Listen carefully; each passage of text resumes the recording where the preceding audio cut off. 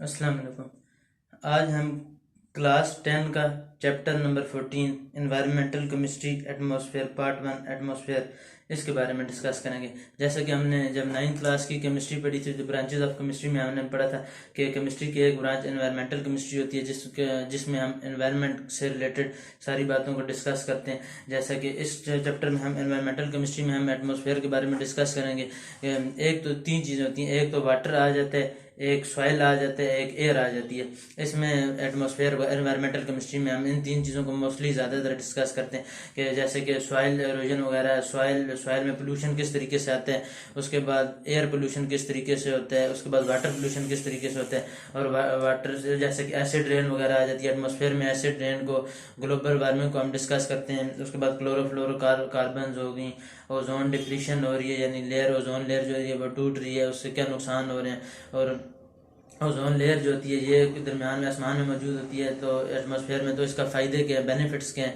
उसके बाद तो इन सारी चीज़ों को हम एनवायरमेंटल केमिस्ट्री में डिस्कस करते हैं। और इसी तरीके से आज हम ये वाला चैप्टर नंबर 14 स्टार्ट करने लगे। तो many times in day, introduction में वो कहता है कि many times in a day you come across the mixture. For instance you start your day by drinking a cup of tea at breakfast. तो वो कहता है अब हम जब दिन की शुरुआत करते हैं तो हम चाय से शुरू करते हैं, जैसे कि टी होती है। ये पाकिस्तान और इंडिया के मोस्टली कल्चर में यही चीज़ होती है कि हम ज़्यादातर नाश्ते में हम चाय वगैरह इस्तेमाल करते हैं। तो टी इज़ अ मिक्सचर, वो कह रहा है कि जो टी होता है ये भी एक मिक्सचर है। टी में जारी बात है, एक पानी में डला है, एक दूध डला है, उसके बाद चीनी और पत्ती डली हुई है, ये चीज़ें मौजूद होती हैं बीच में। और if you take milk instead of tea, और वो कहता है अगर आप टी के बजाय, चाय के बजाय अगर आप दूध का इस्तेमाल करें, it is also a mixture of the water. तो वो भी सिर्फ वैसे नहीं है, वो खुद भी एक मिक्सचर है वाटर। उसके अंदर पानी डला हुआ है, मिनरल्स होते हैं, प्रोटीन होते हैं, विटामिन होते हैं और फैट्स होते हैं। तो उसके बाद यू आल्सो नो, आप ये जानते हैं, if some mud is added to a cup of tea, कि अगर हम चाय के अंदर कुछ मिट्टी ऐड कर दें, कोई कीचड़ ऐड कर दें, मड ऐड कर दें, the T does not remain fit for drinking. तो जारी बात है फिर टी पीने की, चाय जो होती है वो पीने के काबिल तो नहीं रहेगी अगर हम चाय के अंदर मिट्टी डाल दें। If you drink you will feel ill, आप जारी बात है बंदा बीमार हो जाएगा अगर ऐसी चाय पिएगा, इसीलिए पकीज़ा ग़िज़ाएं खानी चाहिए। Similarly, from your previous knowledge of grade 6, you know that air is a mixture of various gases. इसी तरीके से जैसे हमने मिक्सचर की बात की, तो हम ये भी बात करें, क्योंकि हम एनवायरमेंटल केमिस्ट्री पढ़ रहे हैं तो इसमें एयर की बात हो रही है। तो एयर भी मिक्सचर होता है गैसेज का। एयर में ऑक्सीजन भी मौजूद है, कार्बन डाइऑक्साइड गैसेज भी मौजूद हैं, कार्बन मोनोऑक्साइड गैस भी, और हाइड्रोजन, नाइट्रोजन और कई नोबल गैसेज और वाटर वेपर्स एयर एटमॉस्फेयर के अंदर ये मौजूद होते हैं। यानी एयर मिक्सचर होता है गैसेज का। जैसा कि हम जो होते हैं ऑक्सीजन, ह्यूमन बींग्स होते हैं ऑक्सीजन अपने अंदर इनहेल कर रहे होते हैं और कार्बन डाइऑक्साइड एक्सहेल कर रहे होते हैं। इसी तरह जो दरख्त होते हैं वो ऑक्सीजन फोटोसिंथेसिस के प्रोसेस में ऑक्सीजन बाहर फेंकते हैं और कार्बन डाइऑक्साइड इनटेक करते हैं, अंदर लेकर जाते हैं। तो this chapter will enable you to understand what is meant by atmosphere. इस चैप्टर में हम एटमॉस्फेयर से रिलेटेड चीज़ें डील करेंगे, एनवायरमेंटल केमिस्ट्री के related. You will also learn about the types and composition of different layers of atmosphere, के atmosphere में कौन कौन सी लेयर मौजूद होती हैं, जैसे कि स्ट्रेटोस्फेयर, ट्रोपोस्फेयर, मीजोस्फेयर, ये मुख्तलिफ लेयर्स होती हैं एटमॉस्फेयर में। तो इनकी क्या रेंज होती है, किस रेंज से लेकर किस रेंज तक ये आ रहे हैं, और उनके दरमियान टेम्परेचर क्या होता है, और उनकी फ़ायदे क्या होते हैं और उनके नुकसान क्या होते हैं। How the atmosphere get unhealthy और पोल्यूटेड, और एटमॉस्फेयर हम ये भी पढ़ेंगे एटमॉस्फेयर किस तरीके से पोल्यूट होता है, कि ऐसे कौन कौन से पोल्यूटेंट्स हैं जिनकी वजह से एटमॉस्फेयर जो होता है वो पोल्यूट हो जाता है। यानी कार्बन मोनोऑक्साइड, जिस तरह आपको पता है। उसके बाद हम फ्यूल्स वगैरह को बर्न करते हैं तो धुआं वगैरह जो निकलता है वो भी एटमॉस्फेयर को पोल्यूट कर रहा है। उसके बाद इंडस्ट्रीज़ में बहुत ज़्यादा धुआं निकल रहा होता है, ख़ासतौर पर ये जो आग की ईंट की भट्टी होती है, जिस ईंटें बन होती हैं तो बड़ी बड़ी चिमनी से बहुत ज़्यादा गैसेस वगैरह निकल रही होती है, काला धुआं निकल रहा होता है, वो एटमॉस्फेयर को पोल्यूट कर रहा है। और इंडस्ट्री से बहुत सारे चीज़ों के बर्न होने की वजह से, हाई टेम्परेचर की वजह से बहुत ज़्यादा धुआं निकलता है, वो एटमॉस्फेयर को बर्न कर रहा है। इसी तरीके से गाड़ियों के जो धुएँ होते हैं वो भी एटमॉस्फेयर को ख़राब कर रहे हैं। तो इनके हम ये पढ़ेंगे ऐसे किस किस चीज़ों से एटमॉस्फेयर पोल्यूट हो रहा है और उनका उनका अल्टीमेट सोल्यूशन क्या है, फिर किस तरीके से यानी उनको कम किया जा सकता है और उसके अल्टरनेटिव क्या है कि जिस तरीके से हम एटमॉस्फेयर को बचाया जा सके। और जैसे कि अभी गाड़ियों से जो धुआं निकलता है जो एटमॉस्फेयर को पोल्यूट करता है, तो गाड़ियों के अंदर कैटालिटिक कन्वर्टर डाल दिए जाते हैं ताकि जो पोल्यूटेड गैस है वो कन्वर्ट हो जाए, तो वो फिर पोल्यूट होकर वो एटमॉस्फेयर को ज़्यादा पोल्यूट ना करे। इसी तरीके से जो चिमनी से गंदा धुआं निकला है उसके ऊपर आगे कोने में जब चिमनी के बिल्कुल एंड पे वो चीज़ें लगा दी जाती हैं जिसके ज़रिए से एटमॉस्फेयर ज़्यादा पोल्यूट नहीं होता है। ऐसी गैसेस को वो रोक देता है या तो फिर कन्वर्ट कर देता है। विच सब्सटेंसेज में एक एटमॉस्फेयर हेल्दी, ये हम पढ़ चुके हैं। What are the sources of common air pollutants की सोर्सेज कौन सी हैं, किस तरीके से आता है। आप ये भी पढ़ेंगे why the span of summer season has extended, कि जो गर्मियों का सीज़न है वो आजकल बढ़ता क्यों जा रहा है, क्योंकि जैसे कि पाकिस्तान को अल्लाह ने शुक्र है अल्हम्दुलिल्लाह 4 सीज़न से नवाजा है, जिसमें समर भी आ जाता है, विंटर भी आ जाते हैं और भी 2 आ जाते हैं। हालांकि बाकी कई मुल्क ऐसे हैं जिनमें तकरीबन सारा साल गर्मी रहती है या सारा साल सर्दी रहती है। इधर गर्मी सर्दी बहार चारों मौसम मौजूद होते हैं। तो वैसे अभी जो गर्मियों का सीज़न है वो आजकल ग्लोबल वार्मिंग वगैरह की वजह से और किस वजह से बढ़ता जा रहा है। यानी अगर फर्ज करो पहले 4 महीने थे गर्मी होती थी, तो अब 6 या 7 महीने क्यों गर्मी रहती है, तो सर्दियों की मिकदार कम क्यों हो गई है जो सीज़न है जो। तो why summer is getting hotter, और जो समर है वो और ज़्यादा, जो गर्मी है और ज़्यादा गर्म क्यों होता जा रहा है all over the world then it was about the 10 years before. और ये पूरे ना सिर्फ पाकिस्तान में बल्कि पूरे दुनिया में ये हो रहा है। यानी गर्मियों का जो सीज़न है वो बढ़ता जा रहा है। You will also able to know why the iron nails get rusty more quickly in rain water. ये जो आयरन नेल्स होते हैं, ये जो कील वगैरह होते हैं, गेट रस्टी, इनके ऊपर जंग क्यों लग जाता है बारिश के पानी की वजह से। Quickly in rain water then in tap water और इन मिनरल वाटर। वो कह रहा है कि बारिश के पानी में की वजह से जो कील वगैरह होते हैं उनमें जंग जल्दी लग जाता है और ज़्यादा लग जाता है बनस्बत आम ये जो टूटी का पानी होता है, जो मिनरल वाटर होता है। वो यही वजह होती है क्योंकि जो वाटर है आजकल ये एसिड रेन भी कई जगह पर होती है।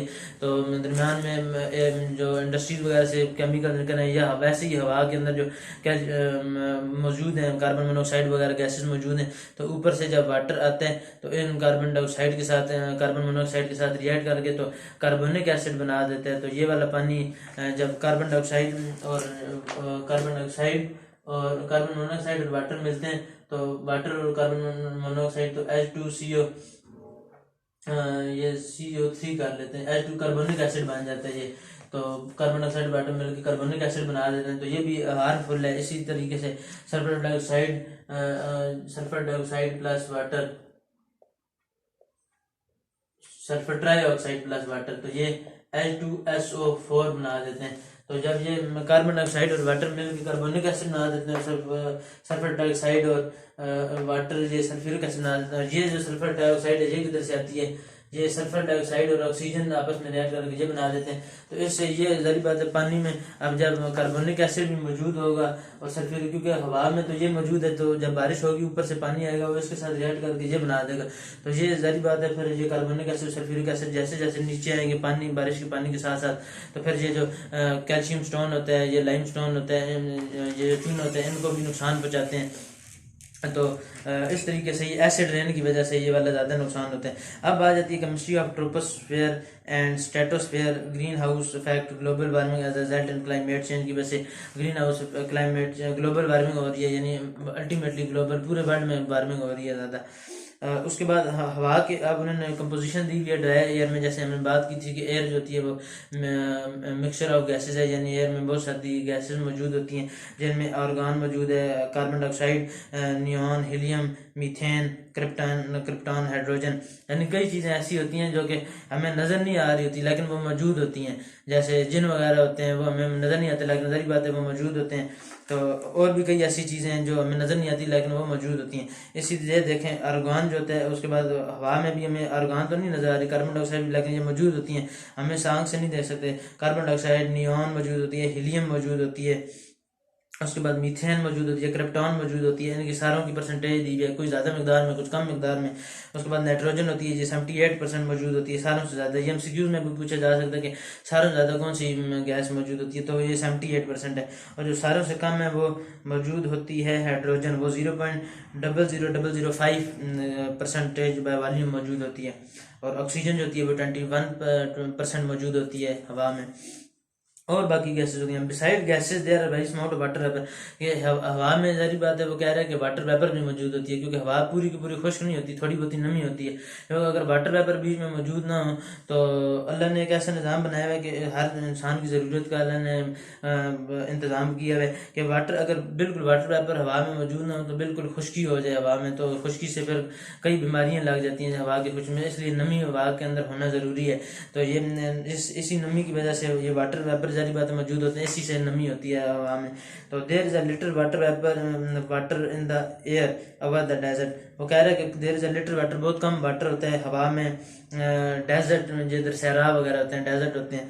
Where as in tropical rain forest, और जैसा कि दरख्त ज़्यादा होते हैं जिधर, तो उधर फिर वाटर की जो नमी होती है वो थोड़ी ज़्यादा होती है, वाटर वेपर बन रहे होते हैं, तो वाटर वेपर थोड़े ज़्यादा होते हैं, वो तकरीबन 4% बन जाते हैं। This means the amount of water vapour, इसीलिए जो वाटर वेपर की भी अमाउंट है ये भी वेरी करती है from the location to location, एक जगह पे हो सकता है और दूसरी लोकेशन पे हो सकता है। और the envelope of gases and water vapour surrounding the planet earth is called atmosphere. यानी एटमॉस्फेयर की बेसिकली डेफिनेशन क्या है? एटमॉस्फेयर ये होता है कि जो गैसेज का और वाटर वेपर का एक एनवेलप है जो कि अर्थ के प्लैनेट के को जिसने सराउंड किया हुआ है, उसको कहा जाता है एटमॉस्फेयर। उसके बाद आ जाती है द लेयर्स ऑफ एटमॉस्फेयर, यानी एटमॉस्फेयर की कौन कौन सी लेयर्स होती हैं। सारों से पहले होती है ट्रोपोस्फेयर, उससे ऊपर होती है स्ट्रेटोस्फेयर, स्ट्रेटोस्फेयर से ऊपर होती है मीजोस्फेयर, और मीजोस्फेयर से ऊपर होती है थर्मोस्फेयर। अब इन्होंने एक बाकायदा एक लेयर पर बैठ गया, यानी सारों से पहले जो ट्रोपोस्फेयर होती है वो ज़मीन से तकरीबन 0 से 12 किलोमीटर तक जो फासला होता है, 0 से 12 किलोमीटर तक, और आपको पता है 1 किलोमीटर में 1000 मीटर होते हैं, और यानी 0 से 12 किलोमीटर तक जो फासला है उसमें उसकी रेंज में 12 ट्रोपोस्फेयर होती है सारी उस रेंज में। और उसमें टेम्परेचर जो होता है वो 17 डिग्री सेल्सियस से लेकर -55 डिग्री सेल्सियस तक होता है, इस रेंज में टेम्परेचर होता है। यानी टेम्परेचर बेसिकली इधर देखा जाए तो 17 डिग्री सेल्सियस जारी बात है ज़्यादा टेम्परेचर होता है, और -55 डिग्री सेल्सियस कम टेम्परेचर होता है, यानी टेम्परेचर कम हुआ है इधर। उसके बाद देखा जाए आगे आ जाती है स्ट्रेटोस्फेयर, 12 से 50 किलोमीटर तक जो आ जाती है, उसमें उसको स्ट्रेटोस्फेयर कहते हैं, और उसमें टेम्परेचर क्या है -55 डिग्री सेल्सियस से -5 डिग्री सेल्सियस है। जारी बात है, हमें पता है कि -55 डिग्री सेल्सियस होता है वो बहुत कम टेम्परेचर होता है, कोल्ड टेम्परेचर है, और जो -5 डिग्री सेल्सियस है वो -55 डिग्री सेल्सियस के हिसाब से टेम्परेचर ज़्यादा है। तो इसमें अगर स्ट्रेटोस्फेयर की रेंज देखी जाए, सिर्फ स्ट्रेटोस्फेयर में बात की जाए 12 से 50 किलोमीटर तक, तो -55 से ये कोल्ड से हॉट में जा रहे हैं, यानी टेम्परेचर इंक्रीज हुए। जैसे कि हमने पहले बात की थी कि ट्रोपोस्फेयर जो है वो 17 डिग्री सेल्सियस से -55 पे गया, यानी टेम्परेचर डिक्रीज हुआ है ट्रोपोस्फेयर में ही अगर देखा जाए तो। लेकिन जब हमने बात की स्ट्रेटोस्फेयर में, तो इधर टेम्परेचर क्या हुआ, इंक्रीज हुआ, -55 से -5 डिग्री सेल्सियस पे चला गया, कोल्ड से हॉट की तरफ चला गया। उसके बाद बात आती है मीजोस्फेयर की। मीजोस्फेयर का जो ट्रोपोस्फेयर से ऊपर स्ट्रेटोस्फेयर होता है, स्ट्रेटोस्फेयर से ऊपर मीजोस्फेयर। मीजोस्फेयर तकरीबन मिडल मीजो दरमियाना को कहते हैं मिडल, तो माइनस ये इधर रेंज के 50 से 80 किलोमीटर तक की जो रेंज होती है वो मीजोस्फेयर उसे कहा जाता है। और इसमें जो टेम्परेचर होता है वो -5 से -93 डिग्री सेल्सियस होती है, -5 से -93 तक। ये मैं इधर लिख देता हूँ, आसानी हो जाएगी कि चार लेयर होती हैं। एक ट्रोपोस्फेयर होती है, ट्रोपोस्फेयर, एक स्ट्रेटोस्फेयर होती है, एक मीजोस्फेयर होती है, और एक थर्मोस्फेयर होती है। ये ऊपर वाली लेयर है। अब इधर नीचे से जब शुरू की जब बात की तो ये 0 से जो 12 किलोमीटर तक होता है वो ये वाली रेंज आ जाती है। अगर किलोमीटर की बात करें तो ये 0 से 12 तक आ जाती है। फिर आगे 12 से 50 तक ये आ जाते हैं, ये आगे 50 से हमने भी पढ़ा है 50 से 80 तक होती है। और ऊपर वाली जो होती है वो अबव 80 से ऊपर जितनी भी होगी अबव 80 वो ये वाली आ रही होगी, 80 अबव लिख देते हैं, अबव 80। यानी जितनी भी 80 से above होगी वो सारी की सारी थर्मोस्फेयर है। अब बात करें इस टेम्परेचर की, तो ये हमने पढ़ा कि 17 डिग्री सेल्सियस से -55 डिग्री सेल्सियस पे जा रही है। 17 डिग्री सेल्सियस से, यानी इधर डिग्री सेल्सियस लिख देते हैं, आसानी हो जाएगी। डिग्री सेल्सियस में अगर टेम्परेचर की बात करें तो 17 से -55 तक ये जा रही है, 17 to -55। और ये जो ऊपर वाली ये -55 से जा रही है -5 पे। उसके बाद ऊपर वाली है वो -5 से जा रही है -93 तक, टू -93। जैसे हमने बात की थी कि चलो पहले ये बता दें, -93 से 1800 डिग्री सेल्सियस। तो हमने बात की थी कि ये अभी जारी बात है, हमें पता है ये हॉट है और ये कोल्ड है। ये इधर टेम्परेचर क्या हुआ है, डिक्रीज हुआ है 15 से -55 तक टेम्परेचर देखा जाए, इसकी रेंज में देखा जाए तो ये क्या हुआ है, डिक्रीज हुआ है। तो उसके बाद ये वाला जो टेम्परेचर है ये -55 से ये डिक्रीज हुआ है टेम्परेचर देखा जाए तो इसमें -5। और ये इधर क्या हुआ है, टेम्परेचर इंक्रीज हुआ है क्योंकि ये कोल्ड से हॉट में जा रहा है। ये कम टेम्परेचर होता है, ये ज्यादा होते हैं। ये -5 से -93 पे जा रहा है, ये दोबारा हॉट है और ये कोल्ड है, दोबारा टेम्परेचर गिर गया, टेम्परेचर डिक्रीज हो गया। -5 से ये -93 पे चला गया, ये हॉट टेम्परेचर, ये कोल्ड टेम्परेचर है। उसके बाद देखा जाए ये -93 से 1800 पे, इधर टेम्परेचर क्या हुआ है, ये कोल्ड है और ये हॉट है, यानी ये बहुत ज्यादा गर्म है, बहुत ज्यादा हॉट है। इधर तो जाहिर बात है बहुत ज्यादा है, तो ये टेम्परेचर इंक्रीज हुआ है। तो अगर आप देखो ट्रेंड क्या जा रहा है, डिक्रीज, पहले डिक्रीज हुआ है, फिर इंक्रीज हुआ है, फिर डिक्रीज हुआ है, फिर इंक्रीज हुआ है।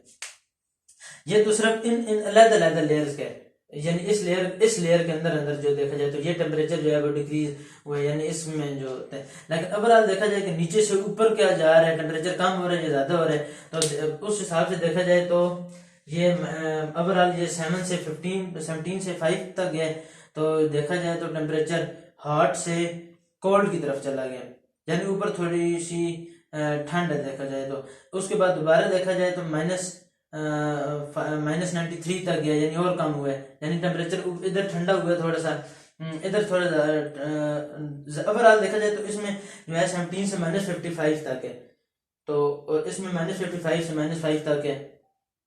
और इधर फिर यानी ये भी ठंडा टेम्परेचर, जैसे ये तो पूरा माइनस है। इधर देखा जाए तो हॉट है, जब नीचे ट्रोपोस्फेयर में देखा जाए यानी गर्म भी है और ठंडा भी है, दरम्यान है। स्ट्रेटोस्फेयर में देखा जाए तो ओवरऑल जब हम थोड़ा सा और हमारी हाइट इंक्रीज हुई है तो क्या हुआ है कि ओवरऑल टेम्परेचर ठंडा है, क्योंकि ये दोनों माइनस में है। उससे ऊपर जाया जाए तो ये उससे भी ज्यादा -93 तक, उससे भी ज्यादा ठंडा है।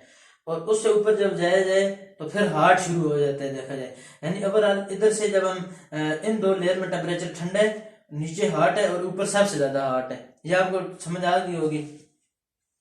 तो अब आगे देखते हैं कि ट्रोपोस्फेयर अलग लेयर को स्टडी करते हैं। सारों से पहले बात होती है ट्रोपो की, तो ट्रोपो मींस टर्निंग और चेंजिंग। ट्रोपो का मतलब है टर्न हो जाना, यानी तब्दील हो जाना, और चेंज हो जाना, चेंज का मतलब यही होता है तब्दील हो जाना। Condition in the troposphere are more variable than in other layers. वो कहना है कि ट्रोपोस्फेयर के अंदर जो कंडीशन होती हैं वो ज्यादा वेरिएबल होती हैं, ज्यादा। एक होता है कांस्टेंट का मतलब होता है जो चेंज हो, एक होता है वेरिएबल जो चेंज हो रहा हो। तो उन्होंने कहा कि ट्रोपोस्फेयर में बाकी लेयर्स के हिसाब से वेरिएशन ज्यादा आती है। Troposphere extend to about 12 kilometre, ये हम पढ़ चुके हैं कि अर्थ सरफेस है ये तकरीबन 12 किलोमीटर के ऊपर होती है। जो एटमॉस्फेयर लेयर अर्थ की सरफेस के जो करीब तरीन लेयर होती है वो सारी बात है ट्रोपोस्फेयर ही होती है। What is the height of troposphere, हम पढ़ चुके हैं 12 किलोमीटर तक। और मिनिमम और मैक्सिमम जो टेम्परेचर, ये असल में जो होता है ये इसका मिनिमम टेम्परेचर होता है और ये इसका मैक्सिमम, ये वाला इसका मिनिमम टेम्परेचर है और एक मैक्सिमम टेम्परेचर, ये सारी बात है कम है। -55 जो है ये कोल्ड है और ये 17 डिग्री हॉट है, यानी इस रेंज में इसकी होती है, यानी एक मिनिमम टेम्परेचर और एक इसका मैक्सिमम टेम्परेचर होता है इसका।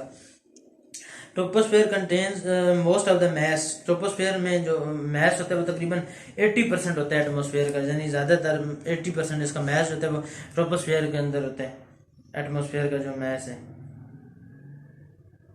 क्योंकि सारी बात है जितनी भी चीज़ें होती हैं ट्रोपोस्फेयर में ज़्यादातर इस लेयर में लाया कर रही हैं, ये जितनी भी चीज़ें वगैरह आ जाती हैं, ये हम जिधर खड़े हुए हैं ये भी सारी बात है ट्रोपोस्फेयर पे खड़े हुए हैं। तो उसके बाद और जितने भी आ जाते हैं परिंदे वगैरह आ जाते हैं वो सारे ट्रोपोस्फेयर में सारी बात है। ये क्रो वगैरह जो होते हैं, चिड़ियाँ वगैरह, फिर ये सारी की सारी इसमें आ जाती हैं। तो इस हिसाब से मैंने बात की है। In this layer of atmosphere in which, जिसमें हम रह रहे हैं, डस्ट पार्टिकल, वाटर वेपर, ये सारे जितने भी होते हैं, ये हवा जो है ये ज़्यादातर इधर मौजूद है, जो डस्ट पार्टिकल्स और वाटर वेपर्स होते हैं। उसके बाद वेदर, जो हमारे बादल वगैरह होते हैं, मौसम जो होता है वो भी सारा इसी लेयर के अंदर आ जाता है।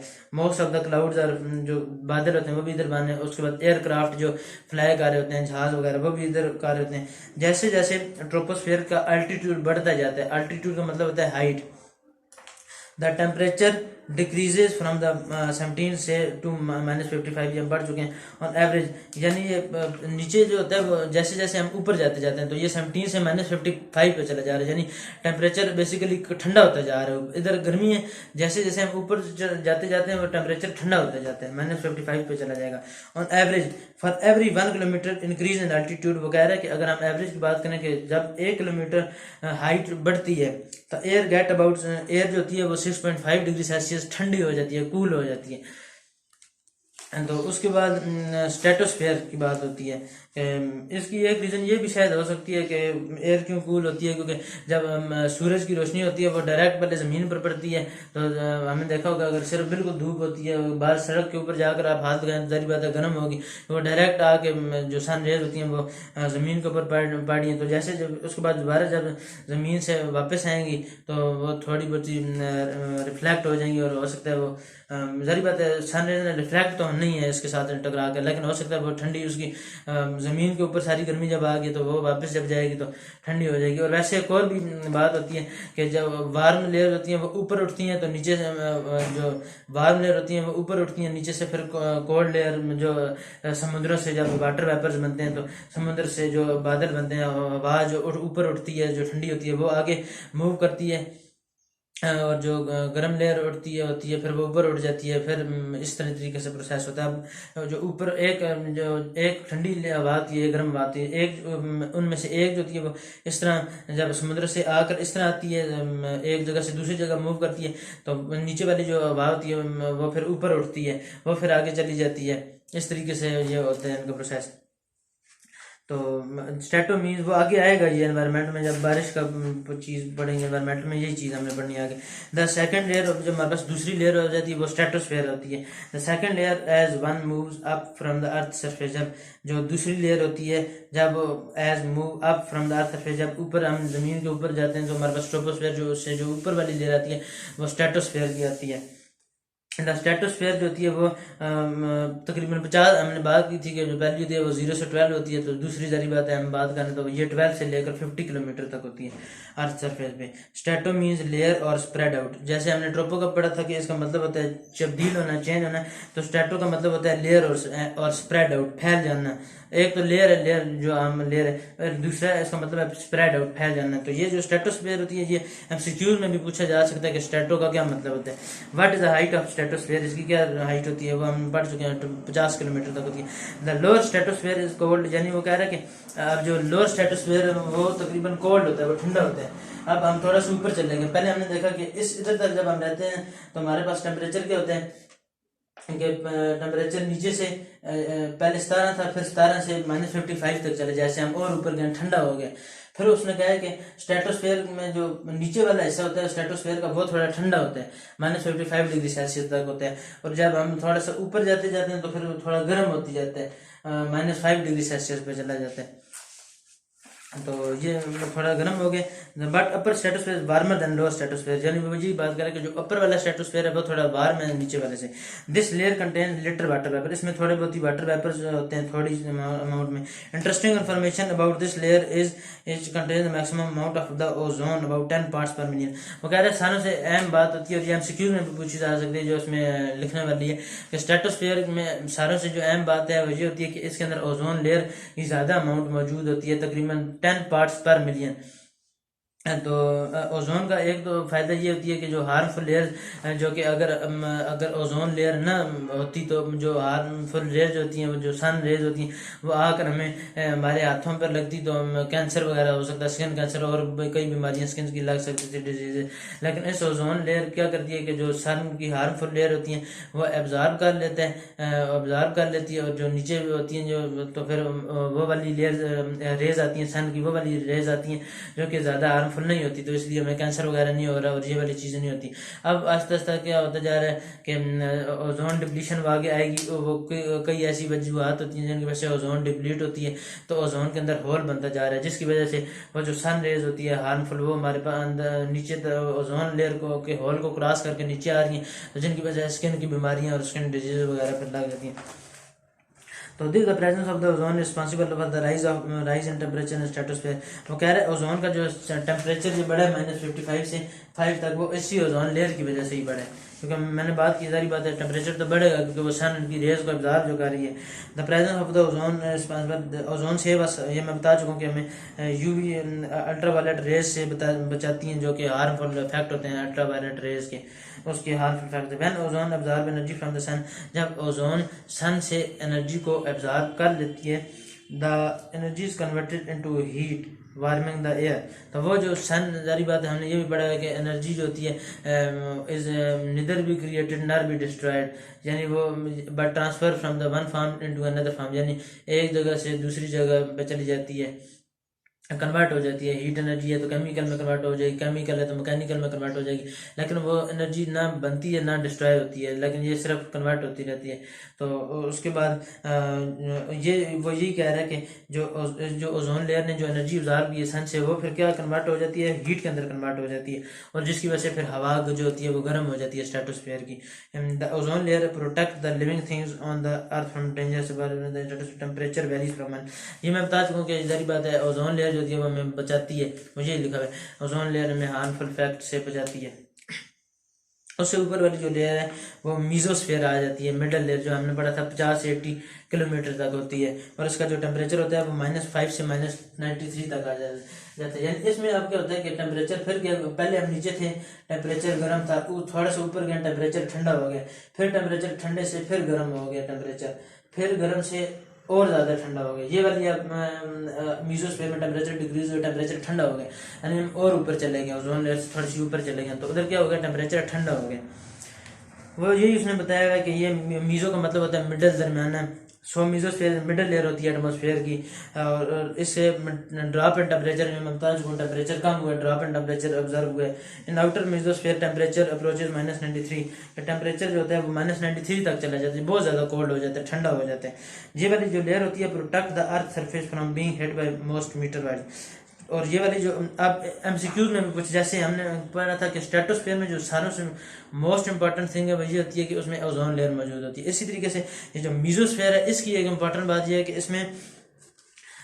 इसमें जो होती है अर्थ मीटर वाइड से बचाती है। ये in outer temperature approach this layer protects the earth surface from being hit by most of the meter waves। ये वाली जो लेयर होती है ये क्या करती है, most of the meteorites जो होती हैं उनसे हिट होने से बचाती है। मीटर वाइड्स शायद शहाब साकिब हैं या पता नहीं कोई और चीज़ें, तो ये बर्फ इनसे हिट होने से बचाती है। थर्मोस्फेयर, उसके बाद आखिरी जो ऊपर वाली लेयर है थर्मोस्फेयर होती है, जिसमें हमें बड़ा बहुत ज़्यादा टेम्परेचर हो जाता है, 1800 डिग्री सेल्सियस तक टेम्परेचर चला जाता है, जो कि बहुत ज़्यादा है, जिधर इंसान जिंदा भी नहीं रह सकता। तो आउटर मोस्ट जो लेयर होती है एटमोस्फेयर की, थर्मोस्फेयर में, it extend from the 80 kilometre above the earth surface, यानी 80 से ऊपर जितनी भी होती है वो सारी की सारी होती है, और इसे हीट थर्म निकले हीट से, थर्मो मीन्स हीट, यानी बहुत ज़्यादा हार्ट होती है 1800 तक। दिस इज बिकॉज सन रे लाइट स्ट्राइक द, क्योंकि जारी बात है सन लाइट जो होती है वो सारों से पहले स्ट्राइक की हेटी थर्मोस्फेयर को करती है, सारों से पहले, क्योंकि ऊपर वो वाली लेयर होती है उससे आकर लगती है। ऑक्सीजन एंड नाइट्रोजन मॉलिक्यूल, जो ऑक्सीजन और नाइट्रोजन के मॉलिक्यूल्स होते हैं वो कन्वर्ट कर देते हैं इस एनर्जी को हीट के अंदर। जारी बात है फिर वो ऑक्सीजन के उस लेयर में अंदर जो ऑक्सीजन और नाइट्रोजन के मॉलिक्यूल होते हैं वो उसे हीट के अंदर कन्वर्ट कर देते हैं। द थर्मोस्फेयर इज डिवाइडेड, अब ये जो चौथी लेयर है जो थर्मोस्फेयर की है, अब ये अब डिवाइड हुई हुई है फर्दर 2 लेयर्स में। जो नीचे वाली लेयर है उसे कहा जाता है आयोनोस्फेयर। जैसे मैंने आपको पहले बताया कि स्ट्रेटोस्फेयर की जो अहम बात है वो ओजोन लेयर की है, जो मीजोस्फेयर की अहम बात है वो ये है कि वो मीटर वाइड से हिट होने से बचाती है।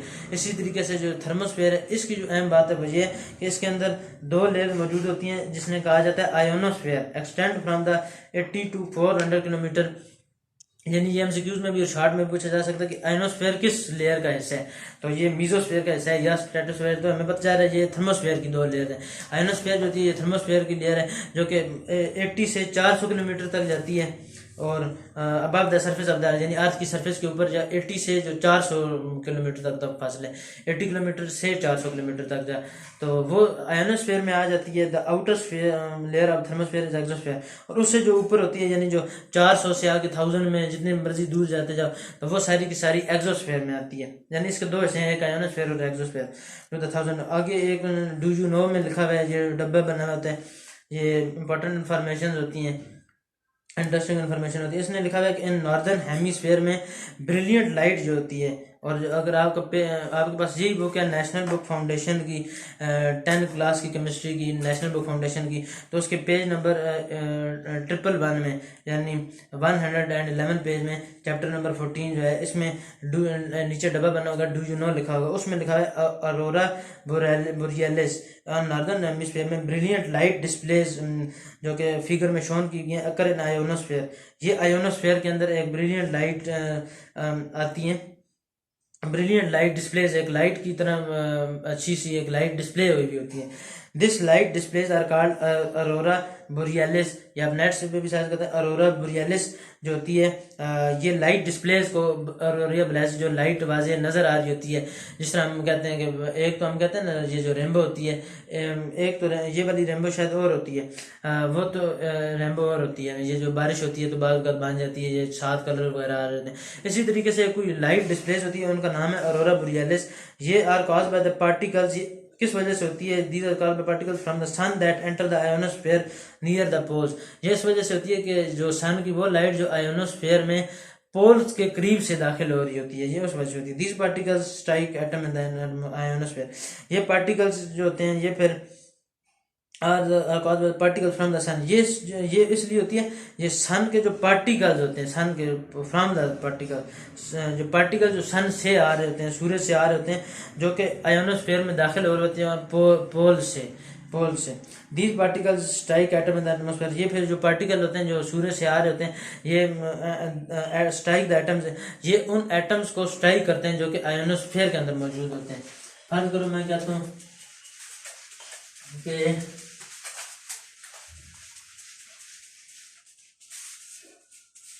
ये फर्ज करो सन है, इससे जो पार्टिकल्स निकल रहे हैं ना, ये सन है, इससे जो पार्टिकल्स निकल रहे हैं, ये फर्ज करो ये वाले पार्टिकल्स हैं, ये आयोनोस्फीयर के अंदर जो एटम्स होते हैं, ये एटम्स फर्ज करो आयोनोस्फीयर के अंदर पड़े हैं, तो ये वाले जो पार्टिकल्स होते हैं ये इधर स्ट्राइक करते हैं आयोनोस्फीयर के जो एटम्स होते हैं, जो कि थर्मोस्फीयर की एक लेयर है। थर्मोस्फीयर की जो लेयर है आयोनोस्फीयर, उसके अंदर सन से पार्टिकल्स आके हिट करते हैं इन एटम्स को जो कि आयोनोस्फीयर के अंदर मौजूद होते हैं, कॉजिंग देम टू ग्लो, जिनकी वजह से फिर ग्लो क्रिएट होता है, लाइटनेस क्रिएट होती है। अब आगे आ जाती है एक उन्होंने वैसे ट्रेंड दिया है पेज नंबर 112 पे, वो यही है, वो जो मैंने आपको पहले टेबल बताया था, वो अगर आप समझ दें यानी वही बात है। 17 से पहले वो 55 पे गया है, यानी टेम्परेचर जो है वो कम हुआ है, फिर टेम्परेचर बढ़ा है, -55 से 5 पे चला गया, फिर जो जब और नीचे और ऊपर जाए तो टेम्परेचर कम हो जाता है, ठंडा हो जाता है, मेसोस्फीयर -33, फिर और ऊपर जाए तो टेम्परेचर गर्म होने लग जाता है। तो उसके बाद अब आ जाती है एयर पोल्यूटेंट्स के, कौन कौन सी चीज़ें होती हैं जो कि एयर को पोल्यूट करती हैं। ये मैं पहले भी बता चुका हूँ कि जारी बात है कि जो गाड़ियों का धुआं होता है, इंडस्ट्रीज़ वगैरह का धुआं होता है, उसके बाद और मुख्तलिफ जो हम जो फ्यूज़ वगैरह जलाते हैं लकड़ियाँ जलाते हैं, कोई चीज़ें वगैरह जला रहे होते हैं तो धुआं निकलता है, और ये मुख्तलिफ पोल्यूटेंट्स होते हैं। तो उसके बाद कचरे को लोग जलाते हैं, तो वो सारा। This is the situation you are in a park, वो कहते हैं फर्ज करो अगर आप किसी पार्क में या वेजिटेबल फार्म में और नियर किल्न और गार्बेज डैम, या आप किसी कचरे के पास खड़े हैं, तो आप किस में फ्रेश महसूस करेंगे? यानी ज़ाहिर बात है अगर हम पार्क में तो हम अच्छा महसूस करेंगे, और अगर हम किसी कचरे के गंद के पास मौजूद हैं तो ज़ाहिर बात है फिर वो गंदा बंदा महसूस करता है। यानी ज़ाहिर बात है अच्छी चीज़ के पास रहेगा, किसी अत्तर वाली दुकान के पास रहेगा तो अत्तर अगर ना भी लगाए तो उसे फिर भी फ़ायदा मिलता रहता है, यानी खुशबू से आती रहती है, फ्रेगनेंस आती रहती है। अगर किसी लोहे वाली भट्टी के पास होगा तो फिर भी उसे अगर ना भी हो, सिर्फ बैठे ही रहे तो फिर भी उसे धुआं लगता रहेगा, नुकसान होता है। तो इसी तरीके से अगर बंदा कचरे के ढेर पे हो तो फिर भी उसे फ्रेश महसूस नहीं करेगा, और पार्क में होगा तो वो फ्रेश महसूस करेगा। तो ऐसी कई सारी चीज़ें होती हैं जो कि एयर को पोल्यूट कर देती हैं। The pollutants are the things like industrial waste. Pollutants में क्या आ जाते हैं, जो इंडस्ट्रीज के मुख्तलिफ वेस्ट और मटीरियल होते हैं वो इंडस्ट्री से निकल रहे हैं। उसके बाद हर्बिसाइड, पेस्टिसाइड, इंसेक्टिसाइड। उसके बाद ये जो लोग अपने फसलों के ऊपर बाज़ का पेस्टिसाइड वगैरह स्प्रे वगैरह मुख्तलिफ स्प्रे वगैरह करते हैं, तो उससे एक फ़ायदा तो कुछ होता है कि नेचुरल चीज़ नेचुरल होती है। इससे फ़ायदा तो एक ही होता है कि जब वो होती है हम स्प्रे करते हैं तो थोड़ी बहुत दरख्त की तो बचत हो जाती है, जो जरासीम होते हैं या कोई इंसेक्ट्स होते हैं वो तो किल हो जाते हैं, फसल हमारी ग्रो कर जाती है, लेकिन साथ जो एनवायरनमेंट होता है वो बहुत ज़्यादा पोल्यूट हो जाता है। तो इसके स्मोक, उसके बाद गाड़ियों की स्मोक होती है, कार्बन मोनोऑक्साइड, कुछ ऐसी बाकायदा खास गैसेज होती हैं जो कि अंदर ज़्यादा मकदार में इनहेल बंदा कर जाए तो फिर भी बंदे की डेथ हो जाती है। कुछ गैस ऑक्सीजन, कुछ गैसेज हैं जो कि फ़ायदे की हैं, ऑक्सीजन ले लो तो फ़ायदा है, और मुख्तलिफ गैसेज होती हैं तो नुकसानदेह है। कार्बन मोनोऑक्साइड है वो ले लो तो नुकसानदेह हैं। नाइट्रोजन डाइऑक्साइड, सल्फर डाइऑक्साइड और ओजोन और लेड कंटेनिंग जो पेंट्स होते हैं ये नुकसान है। उसके बाद ये जो एयर फ्रेशनर होते हैं, इससे एक फ़ायदा तो हो जाता है कि हमें खुशबू आ रही होती है, इसमें अच्छा फ्रेगरेंस महसूस करते हैं अच्छी, लेकिन नुकसान ये होता है कि जो वो पार्टिकल जो इसके अंदर होते हैं वो जब हमारे अंदर हम इनहेल करते हैं तो वो उसके बहुत ज़्यादा नुकसान होते हैं इसके लिए। This things have the negative impact on the environment. इसके एनवायरनमेंट के ऊपर नेगेटिव इम्पैक्ट होते हैं। कुछ एनवायरनमेंट होते हैं as a result of human activity, कुछ होते हैं हमारे अपने नुकसान की वजह से भी होते हैं। Anything that is in air, एक चीज जो होती है हमने पढ़नी तो वाटर पोल्यूशन में थी, लेकिन मैं आपको इधर ही बता देता हूँ ताकि आइडिया आपको क्लियर हो जाएगा कि जिस तरह उधर वाटर पोल्यूट हो रहा है इसी तरीके से हमने इधर फिलहाल एयर पोल्यूशन की बात कर रहे हैं। फिलहाल तो हम एटमॉस्फेयर की बात करना, हम एयर को डिस्कस करें, लेकिन मैं आपको वाटर पोल्यूशन की एक एग्जांपल देता हूँ कि ये जो लैब वगैरह या लेबॉर्ट्री वर्क होते हैं इसमें हम इस तरह करते हैं कि हम जो केमिकल लिया, बाद का लड़के इस तरह करते हैं, दो केमिकल लेबॉर्ट्री में जब लैब वर्क हो रहा होता है या कोई प्रैक्टिकल का पीरियड होता है, वो दो आपस में टेस्ट ट्यूब ली, एक के अंदर कोई केमिकल डाला, दूसरे के अंदर कोई केमिकल डाला, तो समझते हैं मिक्स कर रहे हैं तो हम अपना शौक पूरा कर रहे हैं, लेकिन बाद का तो होते हैं वही खेल के दोबारा वापस में आ रहे। वैसे तो कुछ रिएक्शन होते हैं एक्सोथर्मिक होते हैं, आग लग जाती है, वो मटीरियल फट जाता है, लेकिन बाद का तो इस तरह होता है कि वो कुछ भी नहीं होता, बस कलर चेंज होता है। वैसे ही वो फिर जो किया वो ज़्यादा मकदार में ले लेते हैं, हालांकि वही काम जो होता है वो कम क्वांटिटी में भी हो सकता था, लेकिन और वैसे कम क्वांटिटी में जितना ज़्यादा करो तो उतना ज़्यादा फायदा होता है, लेकिन वो इस तरह करते हैं कि वो ज़्यादा क्वांटिटी में ले लेते हैं और वो वैसे डाल देते हैं, फजूल जो ज़ाया होता है वो फेंक देते हैं। तो वही जब वाटर नीचे जाता है, वो टैप वाटर जो बेसन वगैरह बना होता है वो उधर फेंक देते हैं फालतू, जो उन्होंने केमिकल जब काम कार करते हैं, तो वही जो केमिकल वो फिर आगे सीवरेज सिस्टम में जाता है, सीवरेज सिस्टम से फिर होते होते फिर गटर नालियों से जब होते होते सीवरेज सिस्टम से होते फिर वो जाता है दरियाओं में, नालों में जाता है, नाले फिर आगे दरियाओं में, समुद्र में जाके जब बहते हैं दरियाओं में तो वो सारा उधर केमिकल्स चले जाते हैं, और तो फिर वो जारी बात है फिर आगे फिशेज मौजूद होती हैं, वो सारी की सारी वो वाटर पोल्यूशन से वो डिस्टर्ब हो जाती है, वो सारी की सारी फिशेज होती हैं वो इनहेल कर वो जारी बात है अंदर लेकर जाएंगी तो उनके अंदर ख़राब नुकसान होगा। वो फिशेज वैसे एक तो वैसे ही मर जाएंगी, वो जब खाएंगी जब उनके अंदर पानी के थ्रू वो जब जाएगा, वो जो हमने केमिकल डाला हुआ था जो हमारी लेबॉर्ट्री की वजह से वो उधर तक पहुँचा दरियाओं में फिर मछली में पहुँचा, फिर वही मछली के अंदर अगर रह गया तो वही मछली जब लोग खाएंगे तो फिर वही दोबारा इंसान के अंदर आ जाएगा, और इंसान के अंदर एक खास मकदार में अगर वो वाला मेटल फर्ज करो लेड की मकदार या कैडमियम की ये बड़े या मरकरी मेटल होता है, ये हमारे अंदर अगर चला जाए मछली के थ्रू, और तो मछली जब क्योंकि मछली वगैरह तो वो उनके अंदर होते हैं तो फिर वो हमारे लिए नुकसान का बायस है, तो फिर वो मकदार जब खासूसी मकदार से वो इंक्रीज करेगी, नहीं तो बंदा फिर डेथ हो जाती है। तो बार ये तो था, ये वैसे वाटर पोल्यूशन में आती है ये वाली बात, इधर नहीं आती। लेकिन आगे आ जाती है एयर पोल्यूशन की। जब हमने बात की तो एयर पोल्यूशन में हमारे पोल्यूटेंट्स में हमने बात की कि ये चीज़ें आ जाती हैं। तो एनीथिंग इन एयर के कोई भी चीज़, पोल्यूटेंट क्या होती है कि कोई भी चीज़ जैसे एयर में जो हवा को, वाटर को या सॉइल को ख़राब कर दे, तो which has a harmful effect on the some part of environment in is called pollution, pollutant. तो उसे पोल्यूटेंट कहा जाता है। यानी कोई भी ऐसी चीज़ हो कि हवा को, वाटर को और सॉइल को, यानी मिट्टी को, हवा को और पानी को, इनको ख़राब कर दे, उसे पोल्यूटेंट कहा जाता है। कोई भी ऐसी चीज़, जैसे अब मुख्तलिफ पोल्यूटेंट्स उन्होंने दिए हैं, सल्फर डाइऑक्साइड गैस है, वो कहता है कि सल्फर डाइऑक्साइड और ऑक्सीजन जब आपस में मिलती हैं तो वो सल्फर ट्राइऑक्साइड बना देता है। यानी जैसे कि मैंने बताया था, सल्फर डाइऑक्साइड मिली है और ऑक्सीजन मिली है, तो ये सल्फर ट्राइऑक्साइड इसने बना दी है।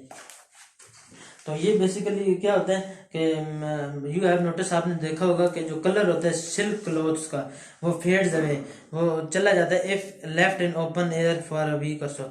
वो कहते हैं जो कलर होता है वो फेड्स अवे हो जाते हैं अगर रखा जाए ओपन एयर में, खुली हवा में अंदर रखा जाए सिल्क क्लोथ्स का। बट ड्यू टू दिस, कि ये किस वजह से होता है, तो उन्होंने कहा है कि इन एयर हवा के अंदर क्योंकि सल्फर डाइऑक्साइड मौजूद होती है, वो सल्फर डाइऑक्साइड के अंदर कन्वर्ट हो जाती है which is responsible for acid rain.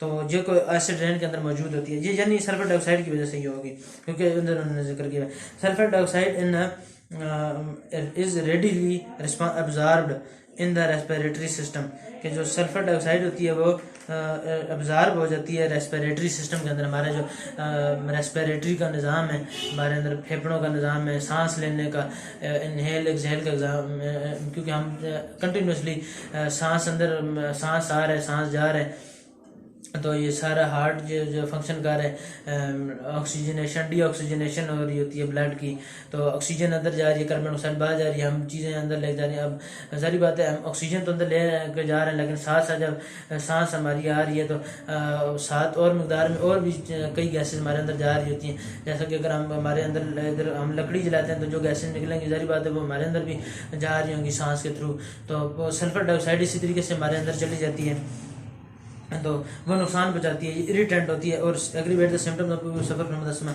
और इसका क्या सिम्टम्स भी होते हैं, जिस तरह अस्थमा होता है, दमा की जो बीमारी है, सांस के लेने में कमी हो जाती है, सांस लेने का मसला है, ब्रोंकाइटिस हो जाता है, एम्फसीमा खून की बीमारी हो जाती है, एंड अदर लंग डिजीज और फेफड़ों की और मुख्तलिफ डिजीज हो जाती हैं।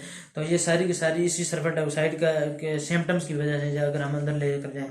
तो उसके बाद आ जाता है कार्बन मोनोऑक्साइड, कि जब हम कोई भी लकड़ी जलाते हैं या कोई भी चीज़ लाते हैं तो हमारे दो किस्म की गैसें निकलती हैं, एक तो कार्बन डाइऑक्साइड होती है और एक कार्बन मोनोऑक्साइड होती है। जो कार्बन मोनोऑक्साइड होती है वो कार्बन डाइऑक्साइड से भी ज़्यादा खतरनाक होती है। जब कार्बन मोनोऑक्साइड एक ऐसी पॉइजनस और ख़तरनाक गैस है, it causes headache and dizziness, इसकी वजह से दर्द हो जाता है, हेडेक दर्द को कहते हैं, बहुत शदीद दर्द होते हैं, और dizziness when inhaled for a long time. लेकिन अगर ज़्यादा मकदार में किसी हम ऐसी जगह पर काम कर रहे हैं जिधर कार्बन मोनोऑक्साइड की मकदार ज़्यादा होती है, या हम किसी चीज़ें कचरा वगैरह रोज जलाते हैं, या तो फिर ऐसी तो फिर इंसान को डेथ भी हो सकती है जब ऐसी एनवायरनमेंट में रहे जिधर वो कंटिन्यूसली कार्बन मोनोऑक्साइड को एब्जॉर्ब कर रहे हैं, या किसी आप ऐसी इंडस्ट्री में या लेबोरेटरी में काम कर रहे हैं जिधर इंडस्ट्री में जिधर कार्बन मोनोऑक्साइड निकल रही होती है और इसका कोई प्रॉपर निज़ाम भी मौजूद नहीं है, आपने कोई सेफ्टी वगैरह मटीरियल्स नहीं पहने हुए, तो कार्बन मोनोऑक्साइड अंदर जाएगी और आपकी डेथ हो सकती है। It is soluble in water, और ये मजे की बात यह है कि ये पानी के अंदर सॉल्युबल भी होती है कार्बन मोनोऑक्साइड। और यही बात है कि कार्बन मोनोऑक्साइड जब पानी के अंदर सॉल्युबल होती है तो फिर ये कार्बोनिक एसिड वगैरह बना के एसिड रेन का भी कॉज बन जाती है।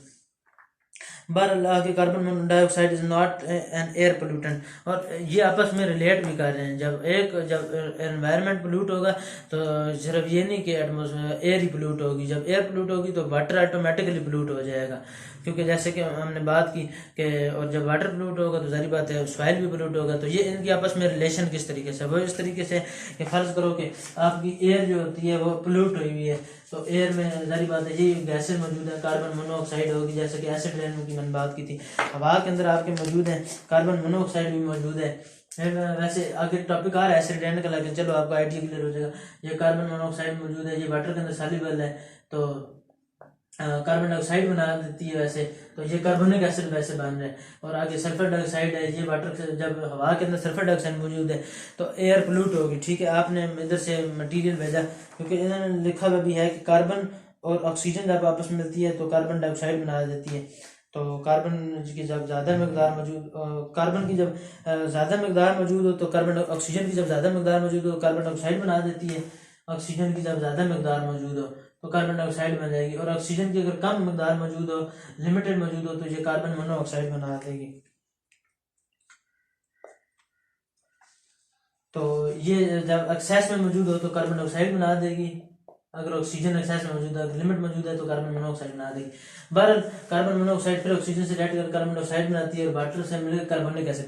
अब ये तो हमारी इन्वायरमेंट पोल्यूट होगी क्योंकि हमने चीज़ें जलाई, हमने जब जलाई हैं चीज़ें, तो कोयला जलाई है, कुछ चीज़ें जलाई हैं, जिसकी वजह से carbon dioxide, carbon monoxide produce हो गया, तो ये एयर हमारी पोल्यूट होगी हमारी वजह से। हमने एयर को पोल्यूट कर दिया, एटमॉस्फेयर पोल्यूट हो गया, तो ये अब इसके एयर के पोल्यूट होने से अब वाटर भी पोल्यूट हो जाएगा। वो किस तरह? वाटर पोल्यूशन भी गैस हवा में ये मौजूद है, कार्बन डाइऑक्साइड, सल्फर डाइऑक्साइड, ये आपस में वाटर के साथ रिएक्ट करेंगे, सल्फ्यूरिक एसिड बन जाएगा और कार्बोनिक एसिड बन जाएगा और सल्फ्यूरिक एसिड बन जाएगा। ये फिर आगे क्या करेंगे?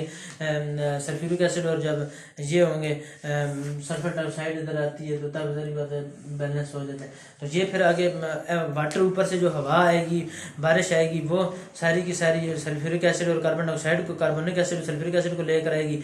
वो फिर आगे वाटर को पोल्यूट कर देंगे। वो फिर सारी बात है, वो वाला जितना भी पानी होगा वो सारा किधर जाएगा? वो दरियाओं में बारिश होगी तो सारी बात है दरियाओं के ऊपर भी जाएगा, नदियों में भी जाएगा। तो इस तरह मुख्तलिफ वो वाटर भी पोल्यूट हो जाएगा, क्योंकि दरियाओं में, नहरों में, समुद्रों में, रिवर्स वगैरह में, सीज में, कनाल्स के अंदर जाएगा, डैम्स वगैरह में गिरेगा, तो वो पानी भी पोल्यूट हो जाएगा, क्योंकि पानी पोल्यूट हो गया। अब वही पानी जब मछली वगैरह खाएंगी, हम अंदर लेकर जाएंगे मछली, तो उनके अंदर भी जारी बात है वो भी मर जाएंगी। और वैसे भी एसिड रेन की वजह से चूने वगैरह जो लाइमस्टोन होता है वो भी ख़राब हो जाता है। उस एक अब एयर पोल्यूशन की वजह से सॉइल वाटर पोल्यूशन भी हो गया। अब वही वाटर पोल्यूशन अगर हमने देना है फसलों को अपनी, तो वही वाटर पोल्यूशन जब फ्लड्स वगैरह आते हैं, जब फ्लड जी पानी जो जब फ्लड आएगा तो ये सारा पानी लेकर जाएगा जो पोल्यूटेड वाटर है, ये जब फ्लड वगैरह दरियाओं से, डैमों से निकल जाएगा तो सारा वो फ्लड तो नहीं देखता क्या चीज़ आ रही है, तो वो सारा सॉइल में जाएगा, खेतों में जाएगा। वो पानी सारा पोल्यूटेड जो वाटर है जिसके अंदर मिनरल्स वगैरह पोल्यूटेड वगैरह जो हो चुका है, वो सारा का सारा खेतों वगैरह में जाएगा। तो इस तरीके से सॉइल पोल्यूशन भी हो जाएगा। फिर तो वही जब दोबारा इंसान वो चीज़ें खाएंगे, सोल्यूटेड वाटर, सोल्यूटेड सॉइल, जो पोल्यूटेड सॉइल है उसमें से जब दरख्त निकलेंगे और लोग खाएंगे, तो दोबारा वही बीमारियां लोगों को लग जाएंगी। तो ये हमारा एक हमारी नाअहली की वजह से हमने जो नाकदरी की है और फजूल ज़ाया की हैं, चीज़ें जलाई हैं, तो अपना प्रॉपर इंतजाम ना होने की वजह से वो एक एयर से फिर वाटर पोल्यूशन काज हुआ है, वाटर पोल्यूशन से फिर सॉइल पोल्यूशन काज हुआ है, फिर आगे और मुख्तलिफ वाक़यात। अच्छा बहरहाल ये कार्बन डाइऑक्साइड हो गई है, इससे ये उन्होंने कहा कि जो कार्बन डाइऑक्साइड है, कार्बन मोनोऑक्साइड तो ज़्यादा नुकसानदेह है, लेकिन जो कार्बन डाइऑक्साइड है ये इतनी नुकसानदेह नहीं है। कार्बन मोनोऑक्साइड तो नुकसानदेह है, कार्बन डाइऑक्साइड क्योंकि प्लांट अब्जॉर्ब कर लेते हैं और फोटोसिंथेसिस की वजह से, तो ये इतनी नुकसानदेह नहीं है, ये पॉइजनस नहीं है। लेकिन इसका एक नुकसान है कि ये कॉजेज ग्लोबल वार्मिंग, इसकी वजह से ग्लोबल वार्मिंग हो रही है, गर्मी बढ़ती जा रही है पूरे ग्लोबल वर्ल्ड में, दुनिया में पूरे ग्लोबल वार्मिंग होती जा रही है। नाइट्रोजन डाइऑक्साइड अब एक और पोल्यूटेंट है जो कि, तो ये एयर पोल्यूशन का आगाज करता है। नाइट्रिक ऑक्साइड NO जो होती है ये नाइट्रिक ऑक्साइड होती है, और NO2 जो होती है उसे नाइट्रोजन डाइऑक्साइड कहते हैं। Collectively they are represented as NOx, तो कलेक्टिवली उनको NOx लिखा जाता है, यानी अगर दोनों को रिप्रेजेंट करना हो, क्योंकि एक होती है नाइट्रिक ऑक्साइड और एक नाइट्रोजन डाइऑक्साइड, तो इससे नाइट्रिक ऑक्साइड होती है ये वाली, और नाइट्रोजन डाइऑक्साइड, इन दोनों को कलेक्टिवली लिखना हो तो NOx क्या आ जाता है, यानी 1 नंबर है या 2 नंबर है, जिस तरीके से भी एक्स की मकदार थी। अब नाइट्रिक ऑक्साइड जो थी NO जो होती है ये कलरलेस होती है और ओडोरलेस गैस होती है। ये वाली जो नाइट्रिक ऑक्साइड होती है ये कलरलेस भी होती है, यानी इसका कोई कलर नहीं होता, और ओडोरलेस होती है यानी कोई स्मेल नहीं होती इसकी, ओडोरलेस। तो और उसके बाद कलरलेस और ओडोरलेस होती है, कलर भी नहीं होता नाइट्रिक ऑक्साइड का, सारी बात है, नज़र भी नहीं आएगी, ओडोरलेस भी होती है और है भी नुकसानदेह। तो it is heavier than air and sparingly soluble in water, और ये पानी के अंदर सॉल्युबल भी होती है, पानी के अंदर डिजॉल्व भी, नज़र भी नहीं आती, उसके बाद स्मेल भी नहीं होती, पानी के अंदर डिजॉल्व भी हो जाती है, और इसकी वजह से भी एसिड रेन काज हो रही है। क्योंकि सारी बात है जब नाइट्रिक ऑक्साइड जब मिलेगी वाटर के साथ तो नाइट्रिक एसिड बना देगी, तो नाइट्रिक एसिड बना देगी HNO3, तो ये भी दोबारा एसिड रेन दोबारा नुकसानदेह है। तो उसके बाद विद पंजेंट ओडोर, उसकी स्मेल भी पंजेंट ओडोर होती है, किसकी? नाइट्रोजन डाइऑक्साइड की। और नाइट्रोजन डाइऑक्साइड जो होती है वो रेडिश ब्राउन गैस है, रेडिश ब्राउन गैस होती है जो नाइट्रोजन डाइऑक्साइड होती है, रेड ब्राउन गैस होती है, और विद पंजेंट ओडोर, उसकी पंजेंट ओडोर भी होती है। तो मुझे याद है एक मैंने एक्सपेरिमेंट किया था। 11 क्लास थी या 12 क्लास थी, उसमें मैंने एक टेस्ट ट्यूब में कोई चीज़ डाली थी, तो रेड कलर की एक रेडिश ब्राउन गैस निकली थी। और हमारा एक प्रैक्टिकल भी है इस किस्म का, जो नाइट्रोजन डाइऑक्साइड की नाइट्रोजन डिटेक्शन का कोई टेस्ट है। नाइट्रोजन डाइऑक्साइड गैस ही निकली थी, रेड ब्राउन गैस, तो हो सकता है वही होगी। Reddish brown gas, nitrogen dioxide, it dissolve ready in water, और ये वाटर के अंदर डिजॉल्व हो जाती है, बहुत हाईली और ये बहुत दोनों टॉक्सिक गैसेज हैं। इसकी वजह से गुर्दे फेफड़े ख़राब हो जाते हैं, दर्द भी होता है और खांसी भी लग जाती है, और कफ होती है, खांसी वगैरह होती है। फेफड़ों को नजरी बात है, फेफड़े सांस लेके जाएंगे, अंदर जाएंगी, फेफड़े को ख़राब करेंगी। Methane is produce man the dead plant material leakage. Methane जैसे हमने बात की थी मीथेन की, कि जब ऑर्गेनिक केमिस्ट्री हम पढ़ी थी, हमने कहा था कार्बन के 4 बाड होते हैं और CH4 ये मीथेन होती है, ये नेचुरल गैस में भी मौजूद होती है, हमने पढ़ा था मीथेन जो होती है। तो वो ये कह रहे हैं कि methane is produce when dead, ये methane is excellent heat absorber. अब ये वाली मीथेन CH4 से मीथेन कहा जाता है। मीथेन इज प्रोड्यूस, ये कब प्रोड्यूस होती है? When dead plant material decays in the absence of air. Methane जब डेड प्लांट मटेरियल जो होते हैं वो डिके हो जाएं एयर की एब्सेंस में, जब एयर मौजूद ना हो तो प्लांट के जो मटेरियल जो होते हैं वो डिकेज हो जाएं। इट इज़ रिलीज, और ख़ासतौर पर ये वाले जो दरख्त के जो पत्ते होते हैं, ये जो ख़ज़ां के मौसम में गिर जाते हैं और ब्राउन रंग के होते हैं, तो ये अगर उसी जगह पर पड़े रहें तो ये भी दरख्तों के लिए बेनिफिट होते हैं, और ये सॉइल के लिए भी बेनिफिट होते हैं। ये सॉइल के अंदर खाद के तौर पर काम करते हैं। ये इनके अंदर मिनरल्स मौजूद होते हैं। ये जब नीचे ज़मीन अब्ज़ॉर्ब कर लेती है, या ज़मीन के ऊपर पड़े रहते हैं या ज़मीन अब्ज़ॉर्ब कर लेती है, सारी बात है। और तो ये फिर ज़मीन जो होती है, सॉइल जो होता है, ये और ज़्यादा अच्छा होता है, और दरख्त के लिए ये बेनिफिट होता है। In the absence of air, it is release in air from the marshes, swamp and rice paddy fields. ये रिलीज होती है मीथेन जो होती है, ये पोल्यूशन काज करती है। ये जो राइस पैडी फील्ड होती हैं, जो चावल वगैरह की फसलें होती हैं, उन्हें पानी बहुत ज़्यादा चाहिए होता है। तो जब उन्हें पानी ज़्यादा चाहिए होता है तो पानी बहुत ऊपर तक है, तो मीथेन गैस प्रोड्यूस होती है। मीथेन गैस प्रोड्यूस होती है as a result of the photochemical reactions in air. हवा के अंदर फोटोकेमिकल रिएक्शंस हो रहे होते हैं, वाटर के अंदर इधर फोटोकेमिकल रिएक्शंस हो रहे होते हैं हवा में। Methane forms irritating and toxic compounds. जो मीथेन होती है वो इरिटेटिंग और टॉक्सिक कंपाउंड्स बना देती है, जो कि नुकसानदेह होते हैं, हमारे लिए बेनिफिट नहीं होते, और टॉक्सिसिटी कॉज करते हैं। Methane is excellent heat absorber and cause global. और ये वाली जो मीथेन होती है, ये heat absorber, excellent heat absorber है, हीट को एब्जॉर्ब कर लेते हैं। जैसे आपको पता है कि जो वाइट कलर होता है वो गुड रिफ्लेक्टर होता है, यानी सारे कलर रिफ्लेक्ट कर देते हैं। तो और जो ब्लैक कलर होता है वो हीट को एब्जॉर्ब करता है, वो गुड हीट एब्जॉर्बर होता है, वो हीट को एब्जॉर्ब कर लेता है। और गर्मियों में इसलिए काले कपड़े नहीं पहनने चाहिए, फिर वो बंदे को और ज़्यादा गर्मी लगती है, क्योंकि वो हीट एब्जॉर्ब कर लेता है, सारे colour. And cause global warming. और जो मीथेन होती है ये हीट को एब्जॉर्ब कर लेती है, एंड कॉज ग्लोबल वार्मिंग। और ग्लोबल वार्मिंग इसकी वजह से जो दुनिया में वार्मिंग होती है वो बढ़ रही है। क्लोरोफ्लोरोकार्बन CFC, ये इंपॉर्टेंट है बहुत। क्लोरोफ्लोरोकार्बन जो है are group of chemically uncreative compounds. ये ग्रुप होता है अनक्रिएटिव कंपाउंड्स का, that have been widely used as a solvent. Chlorofluorocarbon जो है ये सॉल्वेंट के तौर पर इस्तेमाल होते हैं। आप ये सोल्यूशन में आपका आएगा, ये जो 9th क्लास में टॉपिक है सोल्यूशन का, आपको पता होगा कि जो कम मिकदार में, एक होता है सॉल्यूट, एक होता है सॉल्वेंट। जो कम मिकदार में होता है उसे सॉल्यूट कहा जाता है, और जो सोल्यूशन में 2 ही चीज़ें होती हैं, एक सॉल्यूट एक सॉल्वेंट। जो कम मिकदार में उसे सॉल्यूट कहा जाता है, और जो ज़्यादा मिकदार में होता है उसे सॉल्वेंट कहा जाता है। तो ये क्लोरोफ्लोरोकार्बन जो होते हैं ये सॉल्वेंट के तौर पर इस्तेमाल होते हैं। Chlorofluorocarbon trap heat in the atmosphere and cause global warming. ये क्लोरोफ्लोरोकार्बन जो होते हैं ये हीट को ट्रैप कर लेते हैं, हीट को रोक लेते हैं। जाहिर बात है जो हीट को रोक लेगा तो जाहिर बात है ग्लोबल वार्मिंग होगी, गर्मी बढ़ेगी। They have been attacking the ozone layer in stratosphere.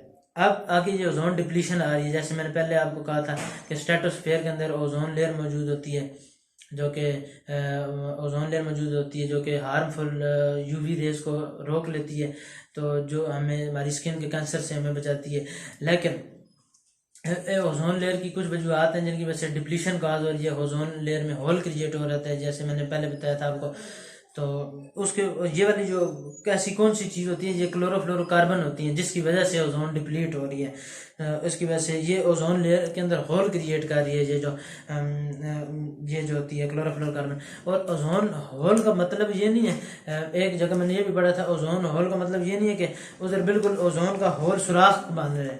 इसका ये मतलब नहीं है कि ओजोन के अंदर एक होल बांध रहा है, इस तरह बांध रहा है, एक बाकी सारी ओजोन लेयर मौजूद है इधर, और इधर सिर्फ एक होल मौजूद, एक फर्ज करो ये पूरी लेयर मौजूद है, इधर सन रेज इसके अंदर से होकर इधर आ रही है। इस तरह नहीं है कि होल है सुराख। इसका ओजोन होल का ये मतलब है कि ये अगर लेयर की फर्ज करो मिकदार इतनी ज्यादा है, फर्ज करो 1 किलोमीटर में, आपको एग्जाम्पल दे रहा हूँ, 1 किलोमीटर तक फैली हुई है ओजोन लेयर, फर्ज करो मैं ऐसी है नहीं 1 किलोमीटर की है नहीं, मैं वैसे आपको एग्जाम्पल के तौर पर बता रहा हूँ कि अगर एक मोटी इतनी मोटी लेयर है तो ओजोन होल का मतलब ये है कि ये पतली होती जा रही है ओजोन की लेयर। इसका ये मतलब नहीं है कि बीच में से एक होल क्रिएट हो गया गोल सा।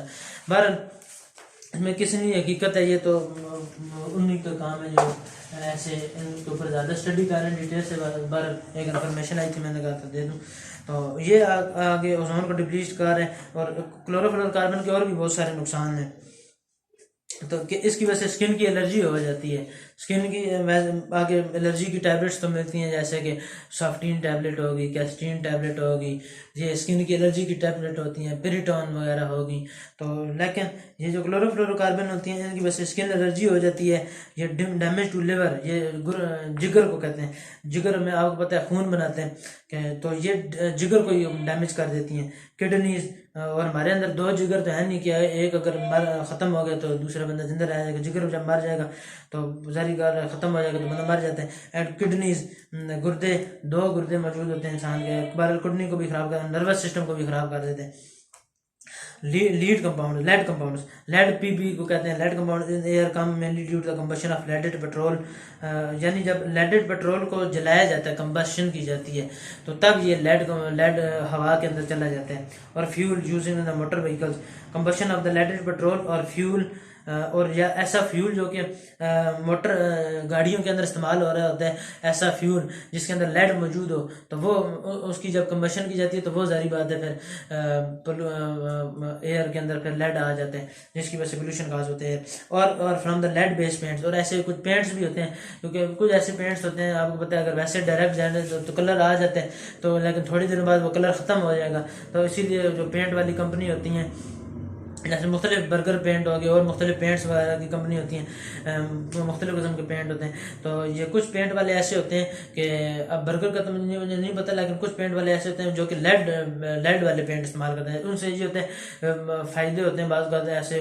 पेंट की बाज़ बात मकदार बढ़ जाती है, वो कम मकदार में ज़्यादा लग जाते हैं पेंट, या तो फिर बाज़ का वो ज़्यादा देर तक उसकी लॉन्ग लास्टिंग रह जाता है, इसलिए पेंट के अंदर कोई ऐसी चीज़ें डाली जाती हैं ताकि वो ज़्यादा अरसे तक चलता रहे। तो इसलिए ये, लेकिन इनका कुछ फ़ायदा तो ये हो जाता है, लेकिन जारी बात है वो फिर हमारे अंदर जा रहे होते हैं जब हम हवा लेते हैं, या तो फिर आपको स्मेल भी बात को आ रही होती है, पेंट जब किसी जगह पे नया नया पेंट हुआ तो वो जारी बात है, या तो फिर हवा में जब जाते हैं तो नुकसान काज करते हैं। और लिखा हुआ है कि लेड एंड इट्स कंपाउंड होते हैं ये in air affect the brain development in human beings specially intelligence, यानी बच्चों के दिमाग को कमज़ोर कर रहे हैं। जो लेड के कंपाउंड होते हैं इंसान के दिमाग को, उनका हाफिजा कमज़ोर हो जाएगा, पढ़ने में समझ नहीं आएगी उनको। तो ये बात लेड के जो कंपाउंड होते हैं दिमाग at high level it can be fatal, अगर लेड की मकदार बढ़ जाए, अब लेड ज़्यादा कंज्यूम कर रहे हो, कोई ऐसी मछली खा रहे हो जिसके अंदर लेड था तो वो आपके अंदर चला गया, या और आपने ऐसे पानी पिया जिसके अंदर लेड की मौजूद था, तो या तो फिर इस तरह और मुख्तलिफ अंदर चला जाए, तो लेड की जब फैटल हो जाते हैं, फैटल का कहा जाता है जानलेवा, इंसान मर जाते हैं। ओजोन, उसके बाद ओजोन जो होती है ये होती है क्या, ये लाइट ब्लू गैस होती है ओजोन, O3 को वैसे कहते हैं ओजोन। तो ये लाइट ब्लू गैस होती है, oxygen plus O2 plus oxygen मिलके ओजोन बना देते हैं। तो ये जो ओजोन होती है O3, ये लाइट ब्लू गैस होती है, अनप्लेजेंट ओडोर इसकी, यानी जो स्मेल होती है वो अच्छी नहीं होती। तो इन ट्रोपोस्फेयर जो पहली लेयर हमने पढ़ी थी 0 से 12 किलोमीटर तक होती है। तो ओजोन काजेज ब्रीथिंग डिफिकल्ट, इसमें अगर एक ओजोन, आज 2 किस्म की ओजोन होती है। एक हमने पढ़ा था कि स्ट्रेटोस्फेयर में होती है जो कि फ़ायदे वाली होती है, यूवी रेज को रोक लेती है, और दूसरी ओजोन जो होती है वो O3 होती है जो कि ट्रोपोस्फेयर के अंदर मौजूद है। ये जो ट्रोपोस्फेयर वाली लेयर होती है, ये ओजोन गैस होती है, ये नुकसानदेह होती है।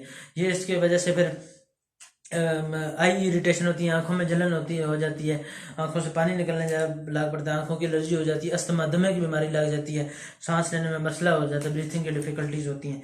तो ये मुख्तलिफ एयर पोल्यूटेंट्स उन्होंने बताए हुए हैं कि एयर पोल्यूटेंट्स अभी हमने आपको पता है एयर पोल्यूटेंट्स पढ़े हैं, जैसा कि हमने नाइट्रिक ऑक्साइड पढ़ी, कार्बन मोनोऑक्साइड पढ़ी, कार्बन डाइऑक्साइड, सल्फर ऑक्साइड पढ़ी, उसके बाद क्लोरोफ्लोरोकार्बन्स पढ़े, उसके बाद ओजोन पढ़ी।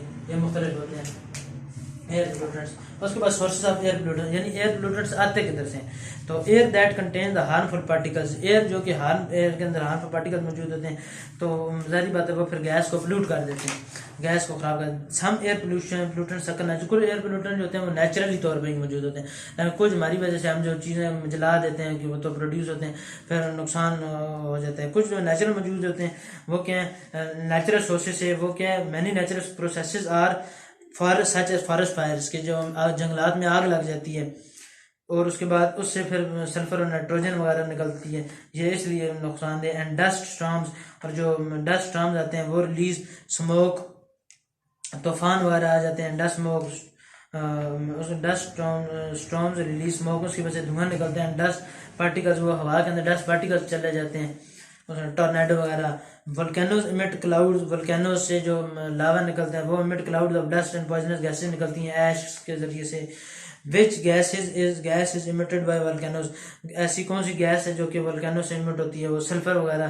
तो उसके बाद टर्माइट्स और काउज जो होते हैं also release large amount of methane in air, जो गाय वगैरह होती हैं वो भी लार्ज अमाउंट ऑफ मीथेन हवा के अंदर प्रोड्यूस करती हैं, उनके अंदर से जा रहा है। Considerable electrical discharges in atmosphere produce nitrogen oxide, ये जो एटमॉस्फेयर के अंदर इलेक्ट्रिकल डिस्चार्जेज होते हैं इनसे नाइट्रोजन ऑक्साइड प्रोड्यूस होती है। बाकी जो ह्यूमन की इंसान हमारी अपनी नायाली की वजह से, मैन एक्टिविटीज़ की वजह से, क्योंकि हम जब फॉसिल फ्यूल्स को जला रहे हैं, जैसा कि कोल हो गया, पेट्रोलियम हो गया, नेचुरल गैस हो रहे होते हैं, तो इनकी nearly half of the air pollution जो होती है वो गाड़ियों से और धुआं से आ रहा है, गाड़ियों के धुएं से आ रहा है, ये कार वगैरह होती हैं। उसके बाद इंडस्ट्रीज़ के जो धुएँ होते हैं इधर से आ रही हैं, और उसके बाद चीज़ें जलाने की वजह से आ रही हैं, कचरा लोग जला देते हैं। Factories and power plants that burn coal and wire release, उसकी वजह से पॉइजनस गैसेज प्रोड्यूस, मैं बता चुका हूँ। तो कार्बन, इसमें 4 रिएक्शंस उन्होंने लिखे हैं, ये आप भी इम्पोर्टेंट है, ये नोट कर लें। अगर सोर्सेज ऑफ एयर पोल्यूशन है या ह्यूमन एक्टिविटीज इसकी वजह से, क्योंकि जाहिर बात है कार्बन जलाएंगे, कोयला वगैरह फोल, तो कार्बन मोनोऑक्साइड बन ऐसे लिमिटेड में अगर ये रखा जाए। उसके बाद सल्फर और ऑक्सीजन जब मिलेंगे तो ये सल्फर डाइऑक्साइड बना रही हैं, नाइट्रोजन ऑक्साइड, और जब ऑक्सीजन मिलेंगी तो ये नाइट्रिक ऑक्साइड बना रही हैं। वैसे तो नाइट्रोजन ऑक्साइड भी पॉइजनस है और नाइट्रोजन डाइऑक्साइड भी पॉइजनस है। उसके बाद नाइट्रोजन ऑक्साइड और ऑक्सीजन जब मिलती हैं तो ये नाइट्रोजन डाइऑक्साइड बना रही हैं।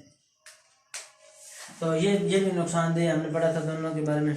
जैसे कि एक बार दोबारा देख लेते हैं कि नाइट्रोजन ऑक्साइड जो है, ये नाइट्रिक ऑक्साइड जो है ये कलरलेस होती है, ये वाली जो होती है, और ये जो है ये रेडिश ब्राउन गैस होती है, उसकी वजह से इसकी पंजर स्मेल होती है, ये एयर पोल्यूशन भी कॉज कर रही है, और इसकी वजह से खांसी वगैरह, नज़ला जुकाम बुखार, उसके बाद दर्द वगैरह लग जाते हैं नाइट्रोजन ऑक्साइड। उसके बाद आ जाते हैं क्लोरोफ्लोरोकार्बन जो इस्तेमाल होते हैं सॉल्वेंट के तौर पर for cleaning the electronic sulphur. ये जो क्लोरोफ्लोरोकार्बन लोग इस्तेमाल क्यों करते हैं? ये सॉल्वेंट के तौर पर इस्तेमाल होता है क्लीन साफ करने के लिए, इलेक्ट्रॉनिक सर्किट्स को, बोर्ड को, फ्रिजों में रेफ्रिजरेंट के तौर पर इस्तेमाल होती है, एयर कंडीशनर यूनिट्स एसी वगैरह में इस्तेमाल होती है रेफ्रिजरेंट के तौर पर, एंड प्रोपेलेंट के तौर पर एरोसोल जो स्प्रेज होती है उनके अंदर प्रोपेलेंट के तौर पर इस्तेमाल होती है। एयर फ्रेशनर हो गए, स्प्रे पेंट्स हो गए, क्योंकि पहले तो पेंट्स होते थे लोग ब्रश लेकर और पेंट के डब्बे के अंदर डाल के पेंट करते थे, अब पेंट की स्प्रेज आ गई हैं, लोग पेंट के अंदर स्प्रे कर देते हैं इस तरह। उसी तरीके से जो एयर फ्रेशनर मैंने आपको मिसाल दी थी, वैसे तो खुशबू कमरे के अंदर खुशबू फैल जाती है, लेकिन इसका नुकसान ये होता है कि क्लोरोफ्लोरोकार्बन की वजह से, हालांकि जितनी नुकसान है क्लोरोफ्लोरोकार्बन के, ये ओजोन की डिप्लीशन का बायस मान रही है, लेकिन फिर भी लोग इसको इस्तेमाल करते हैं। तो ये स्प्रे पेंट के अंदर, उसके बाद एयर फ्रेशनर के अंदर लोग स्प्रे करते हैं, तो कमरे के अंदर तो अच्छी फ्रेगनेंस आ जाती है, लेकिन वो क्लोरोफ्लोरोकार्बन हमारे अंदर भी जा रही है, नुकसान का बायस बन रही है। क्योंकि इसके अंदर डलती हैं, ये स्प्रे पेंट्स के अंदर भी डल रही है और उसके अंदर भी फिर उसके बाद हेयर स्प्रे के अंदर भी डलती है। Some products are not environmental, ये एनवायरमेंटल फ्रेंडली नहीं है। इनका सोल्यूशन यही है कि इनका अल्टरनेटिव इस्तेमाल किया जाए जो कि ब्लूटेंट के तौर पर ना हो। ड्यूरिंग मैन्युफैक्चर के दौरान, in use and after disposal, disposal के बाद दीज कंपाउंड एस्केप इनटू, ये हवा के अंदर चले जाते हैं और एयर पोल्यूशन काज करते हैं। Lead particles in the air come mainly due to the combustion of leaded petrol. तो ये हम पढ़ चुके हैं कि लेड बेस्ड पेंट, जो लेड जो होती है ये जो ब्रेन को, हमारे ब्रेन को ख़राब कर देती है। तो ये लेड बेस्ड जो पेंट होते हैं जिनके अंदर लेड इस्तेमाल, उनके अंदर से भी लेड एयर में जा रहा है, क्योंकि तभी हम इस्तेमाल कर रहे हैं लेड को।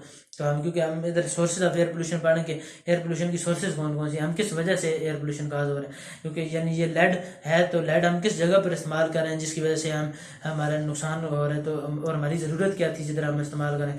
तो ये लेड बेस्ड पेंट्स होते हैं। उसके बाद लेडेड पेट्रोल होता है जिसकी वजह से ये होता है। Ozone is produce when electrical discharges pass through the oxygen in the air. Ozone जो होती है ये प्रोड्यूस करती है इलेक्ट्रिकल डिस्चार्जेस जो कि ऑक्सीजन से पास करके हवा के अंदर चले जाते हैं। You can feel it's presence near photocopy. आप ओजोन की प्रेजेंस, जैसे आपने कभी फोटोकॉपी की दुकान में गए हो तो आपने देखा हो कि जब किताब को इस तरह रखते हैं तो उसके ऊपर से जब किताब से इस तरह करते हैं तो एक नीली सी लाइट गुजर के जाती है।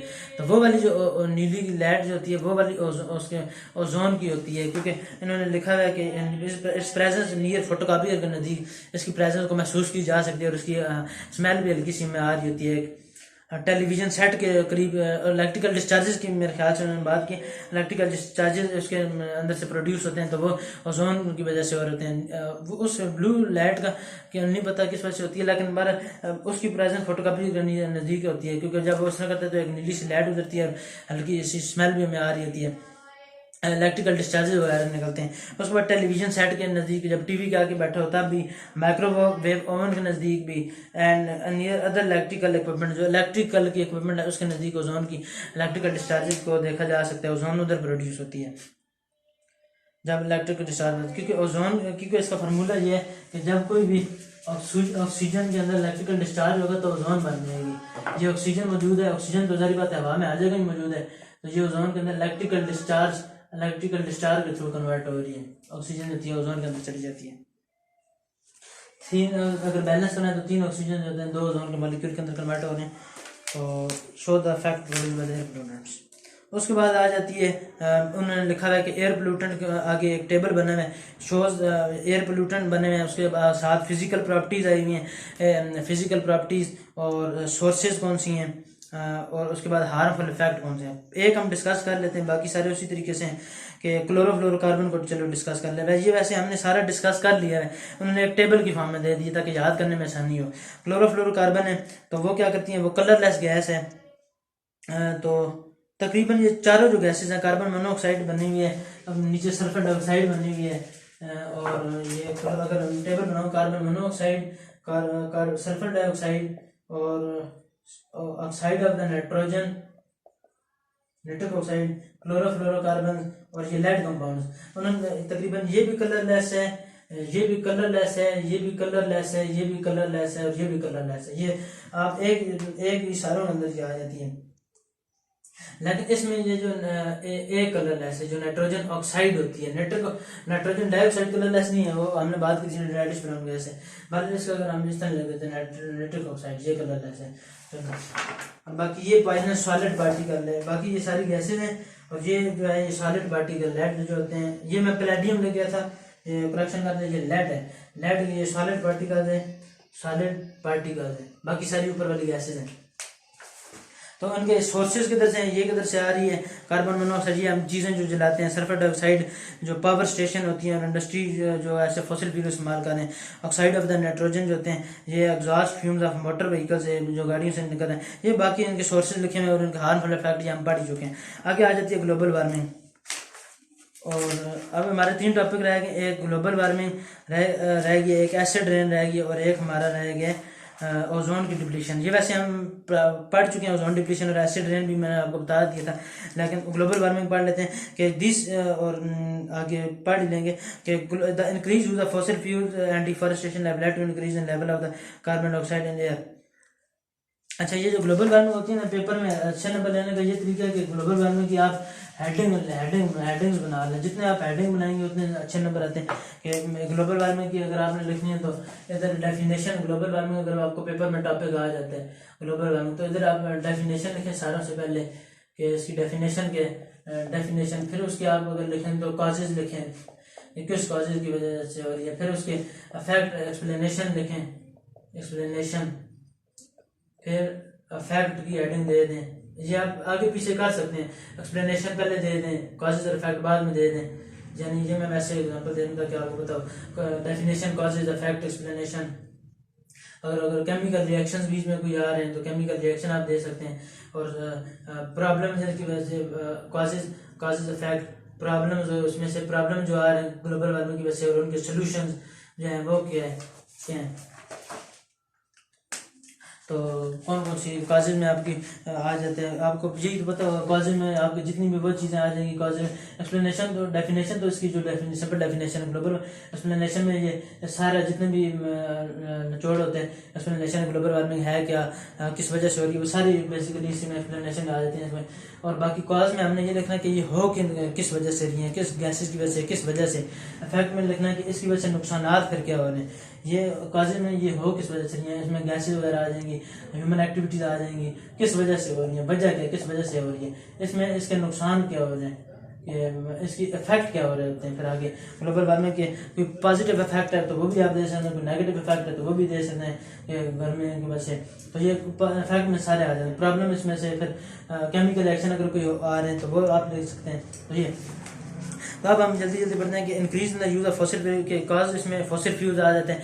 डिफॉरेस्टेशन, जो जंगल हम दरख्त वगैरह हटाते जा रहे हैं, आबादी बढ़ती जा रही है, लोग दरख्त को हटा रहे हैं, तो ज़मीनों वगैरह दरख्त को जो काट रहे हैं, जब दरख्त कटते हैं तो वो अपने घर उधर बनाते हैं। तो दरख्त वगैरह अगर आप इसका ये सोल्यूशन है कि दरख्त आप काटते हैं तो उसकी जगह कोई नए दरख्त लगा दें, लेकिन लोग नहीं लगाते। तो उसके बाद कार्बन डाइऑक्साइड का लेवल जारी बात है फिर बढ़ जाता है, क्योंकि जारी बात है दरख्त कार्बन डाइऑक्साइड एब्जॉर्ब नहीं करेंगे तो कार्बन डाइऑक्साइड बढ़ जाएगी। वाटर वेपर जो होते हैं, मीथेन और क्लोरोफ्लोरोकार्बन जो होते हैं, ये भी इसी तरीके से एयर पोल्यूशन काज कर रहे हैं। तो these gases are called green house gases. ये सारी की सारी गैसेज आ जाती हैं। क्लोरोफ्लोरोकार्बन, कार्बन डाइऑक्साइड, ये सारी की सारी ग्रीन हाउस गैसेज इन्हें कहा जाता है। Molecule of these gases absorb much of the infrared radiation given out by the surface of the earth. कि जो इन गैसेज, ये वाली जो गैसेज होती हैं, ये एब्जॉर्ब करती हैं बहुत ज़्यादा IR radiation given out by the surface of the earth. यानी अर्थ की सरफेस से जो IR रेडिएशन निकल रही हैं, ये क्या करती हैं, ये वाली उन रेडिएशन को एब्जॉर्ब कर लेती हैं, जिनकी वजह से ग्लोबल वार्मिंग बढ़ रही है। क्योंकि सारी बात एब्जॉर्ब करेंगी तो वो हीट के अंदर कन्वर्ट हो जाएगी, हीट की वजह से वो बढ़ जाएंगी। तो this increases the kinetic energy so the atmosphere become hotter. इसकी वजह से जो एटमॉस्फेयर हो गया वो गर्म हो रहा है, एटमॉस्फेयर का टेम्परेचर जो होता है वो इंक्रीज कर रहा है। The higher the concentration of green house gases in the air के अंदर ग्रीन हाउस गैसेज की जितनी ज़्यादा मकदार होगी तो जारी बात है उतनी ज़्यादा ये क्या करेंगी, जो IR रेडिएशन जो अर्थ से निकल, क्योंकि सन से जो रेज होती हैं सारों से पहले अर्थ के ऊपर जाती हैं। अर्थ से क्योंकि इनकी स्पीड ज़्यादा होती है तो पहले ये नहीं रोक सकती। ये जो हवा के अंदर जो गैसेज मौजूद हैं, क्लोरोफ्लोरोकार्बन होगी, तो ये वाली चीज़ें गैसेज होगी, पहले अगर रोकती भी हैं तो कम मकदार में। जब बार वो जब गैसेज आती हैं ज़मीन के ऊपर टकराती हैं तो IR रेडिएशन उसके बाद जो निकल के जाती हैं, तो तब फिर जो क्लोरोफ्लोरोकार्बन और ग्रीन हाउस गैसेज ये जो मौजूद होती हैं, ये फिर उस IR रेडिएशन को अब्जॉर्ब कर लेती हैं, और वो जो अब्जॉर्ब करती हैं तो सारी बात वो हीट के अंदर कन्वर्ट हो रही होती हैं। तो जितनी ज़्यादा ये ग्रीन हाउस गैसेज होगी उतना ज़्यादा टेम्परेचर बढ़ेगा, हीट उतनी ज़्यादा बढ़ेगी। तो ये नेचुरल फिनोमेना है, distribution of the mechanism of the earth. हाँ, लेकिन ह्यूमन की जो एक्टिविटी होती है वो भी थ्रेटनिंग कर रही है to the cause significant increase in the green house effect. तो ये थ्रेटनिंग का ये तो इंसान की ह्यूमन एक्टिविटीज़ की वजह से भी, जैसे कि हमने पढ़ा कि ये वाली हमने टेबल जो बनाया था कि जिसकी वजह से बहुत ज़्यादा गैसेज ये बनी है, कार्बन मोनोऑक्साइड बनी है जलाने की वजह से, मुख्तलिफ लेड स्प्रे पेंट्स की वजह से, ये उसकी वजह से भी नुकसान भी हो रहा है। Global warming due to upset in natural warming of that which is due to our global warming क्या है कि हमारी वजह से जो green house effect is due to the our influence on the green house effect, कि जो atmosphere का बढ़न है, टेम्परेचर का बढ़ना है, जो एटमॉस्फेयर गर्म हो रहा है, which is due to the हमारी वजह से ग्रीन हाउस इफेक्ट के ऊपर, which is due to the our influence on the green house effect, हमारी वजह से ग्रीन हाउस इफेक्ट के ऊपर हमारा जो इन्फ्लुएंस है, हमारा जो असर है, हमारा हम जो मुतासर कर रहे हैं ग्रीन हाउस इफेक्ट को, हम जो नुकसान पहुंचा रहे हैं ग्रीन हाउस इफेक्ट को, जिसकी वजह से एटमॉस्फेयर बढ़ रहा है, उसको ग्लोबल वार्मिंग कहते हैं। ग्लोबल वार्मिंग ग्लोबल का वार्म होना, दुनिया का वार्म होना। तो global temperature of the earth will be gradually, इसकी वजह से क्या हो रहा है, फैक्ट्स में ये आप चीज़ें लिख सकते हैं कि टेम्परेचर बढ़ रहा है, अर्थ का क्लाइमेट चेंज हो रहा है, तो जहाँ पर रेनफॉल है और जहाँ पर नहीं है, and how there is affecting both where there is rainfall and how much there is of it, this could cause both increase risk of flooding in some areas and draft in other. वो कह रहे हैं बाज़ बात इसकी वजह से flooding भी हो रही है। तो सारी बात है, दरख्त नहीं लगाएंगे तो फ्लडिंग ज़्यादा होगी, क्योंकि दरख्त भी बाज़ बात फ्लड वगैरह को रोक लेते हैं। पोलर आइस में पोलर आइस मेल्ट हो जाती है, और कॉजेज सारी बात है, जब टेम्परेचर बढ़ेगा तो ग्लेशियर वगैरह जो वो टेम्परेचर बढ़ने से वो पिघलेंगे, तो सारी बात है वो वाले जब पिघलेंगे तो वो पानी के अंदर जाएंगे, फिर पानी का लेवल बढ़ जाएगा, वो फिर आगे फैल जाएंगे, फ्लडिंग होगी, तो फिर नुकसान हो गया एटमॉस्फेयर। लोग जैसे कि अभी भी करंट सिचुएशन में इधर से बलोचिस्तान में फ्लड आए हैं, स्वात में फ्लड आए हैं, नौशहरा में फ्लड आया, घर बह गए पूरे तो पूरे घर बह गए। इंसनरेशन आगे साइंस सोसाइटी साइंस टेक्नोलॉजी में उन्होंने देखा हुआ कि incineration is a waste treatment process, ये एक ऐसा वेस्ट ट्रीटमेंट प्रोसेस होता है जिसमें सॉलिड वेस्ट मटेरियल को जलाया जाता है एट हाई टेम्परेचर के ऊपर, हाई टेम्परेचर के ऊपर सॉलिड वेस्ट के मटेरियल को जलाया जाता है। इंसनरेशन कंज्यूम्स, इंसनरेशन जो होती है सॉलिड कंज्यूम करती है ऑल कंबस्टेबल मटेरियल्स, ये क्या करती है, जितने भी कंबस्टेबल मटेरियल होती हैं उनको इस्तेमाल कर लेती है, कंज्यूम कर लेती है, यूटिलाइज कर लेती है। लिविंग बिहाइंड ऐश रेजिड्यू, फिर क्या होता है कि ऐश रेजिड्यू बच जाता है पीछे, और नॉन कंबस्टेबल मटेरियल बच जाता है। जो कंबस्टेबल मटेरियल होता है वो सारे को इस्तेमाल कर लेती है, और बाकी जो नॉन कंबस्टेबल जो नहीं जलता वो बच जाता है। This process generally reduces the volume of the waste by 2/3, इसकी वजह से क्या होता है कि वेस्ट जो वॉल्यूम होता है वो 2/3 के हिसाब से कम हो जाता है। But it is not a clean process, लेकिन ये क्लीन प्रोसेस नहीं है, साफ प्रोसेस नहीं है। इट प्रोड्यूसेस एयर पोल्यूशन, इसकी वजह से हवा के अंदर पोल्यूशन कॉज हो रहा है। इट जनरेट कंसिडरेबल स्मोक, इसकी वजह से कंसिडरेबल स्मोक धुआं वगैरह आ रहा है, और अडोर भी आती है, सारी बात है, गंदी स्मेल आती है। दिस स्मोक में कंटेन ऑक्साइड ऑफ नाइट्रोजन, इसके अंदर नाइट्रोजन और सल्फर के ऑक्साइड्स भी मौजूद होते हैं।